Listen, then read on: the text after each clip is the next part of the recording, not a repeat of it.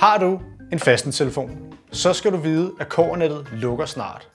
Allerede i udgangen af i år, så vil 176 centraler være lukket. Men heldigvis så behøver du ikke sige farvel til dit faste nummer. Vi fik lagt vores gamle fastnetnummer over på en telefon med SIM-kort. Det gjorde vi, fordi vi egentlig ville opsige vores fastnetabonnement, men valgte den her løsning, fordi det er meget, meget billigere. Vi sparer en masse penge. Det er nemt, det er til at med at gøre, og Fastnet nu giver altid en fantastisk service. Med Fastnet på mobil kan du overføre dit fastnetnummer til et SIM-kort og bruge din mobiltelefon.